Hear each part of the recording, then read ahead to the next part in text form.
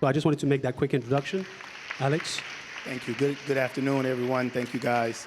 I do want to say that I'm definitely glad to be here. Alpesh didn't mention it, but he actually flew in from London to be here. I flew in from the Dominican Republic to be here because when Holly asked us, I said I definitely want to be there to help present. And so, yeah, I want to think I think Mr. Dave said today, and I'm sorry, I'm proud military, so I'll say Mr. and Mrs. I'm sorry. So just work with me. I think Mr. Dave said that U.S. Bank wanted to build relationships, and I can say that with Ms. Holly,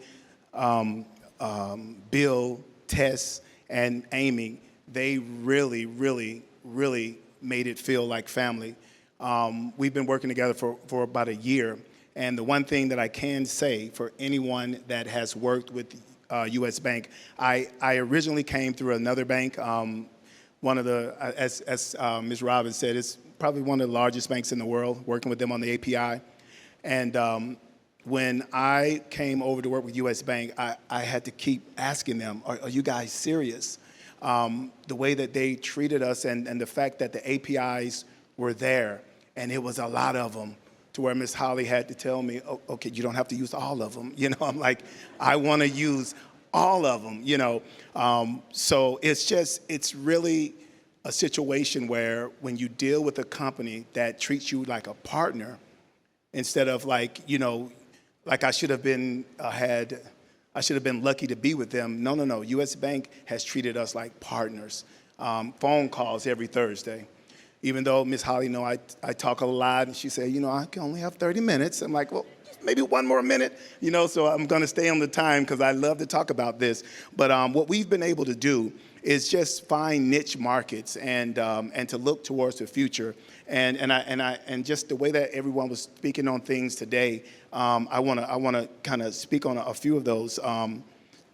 So the markets that we serve are mainly like niche markets and things like that. So when I saw the way the economy was moving, we looked at staffing services that needed to pay workers, traveling nurses. Believe it or not, there's a lot of nurses that's traveling outside of the country, and they are working for nursing agencies here.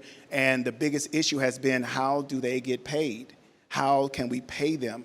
And the way that we integrated the APIs, it allows, you know, a nursing company in Maryland to pay their nurses in the Dominican Republic or in Colombia. They can pay them instantly.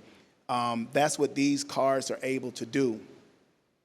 The APIs allow you to do the real-time payments. Like, you could literally pay a nurse. I think someone mentioned that someone was a flight or something where they were canceled and they sent the money real time. It is so important to be able to send money to people who are outside of the U.S., and U.S. Bank just has the perfect suite of everything, you know. So what I decided, or what I coined the term, it's a local connection with global reach.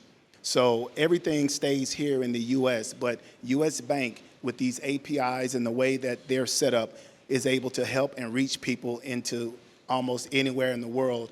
And even with the way that Visa has set things up, in a lot of countries, I don't know if you're aware, but a lot of countries are closed in terms of being able to go down, utilize APIs, utilize banking. But being partners with Visa, Visa is accepted in, she'll correct me, 99% of the world. Is that about right? I think it's 99% of the world Visa accepted. So that allows us to be able to go into different markets where we ride the back of Visa and the partnership to be able to support other countries. One thing that I think Ms. Robin and I spoke about was, she mentioned that there was a 3% surcharge, but we were speaking on that, and in other countries like Latin America, which is what I focus on, Latin American markets, in many cases, that rate is up to 18%. So I was speaking to Ms. Holly, and she was saying about the APIs and how you have banking partners. And so I was thinking to myself, I said, well, wait a minute, you know, we need to figure out how U.S. Bank can retain some of these, you know, some of these markets and build these relationships and just build it up to help the bank, in a sense, to build that up. So we've just been able to take advantage of all of these different APIs. Again, I mentioned we have staffing agencies, warehouses, of people that are literally working and they're underbanked. So my thing has been, how can we, because I say the we, how can we utilize these services with U.S. Bank to bring in a market that have just not been bank friendly, and being able to be certified through the company, being able to utilize the banking system, send money to where they need to send it. There's nothing like the way U.S. Bank operates. So, we have more things that we can discuss in terms of like how we've done it, but I know that my time, I have to bring Wisconsin up because I don't want to go over. But just know that we came here just to say that, what U.S. Bank has, and I think they know it, it's more than just the APIs, it's the team. So it's the team that you guys have that make this so special for us. So with this, we're able to do literally almost anything on a global scale. So that's what I wanted to come up and talk about, and we can get more into detail and some things, but I want to make sure Wisconsin has their time because I will talk you all to death, I promise. I really will, Miss Holly. He does like that extra minute. Yeah. Thank you.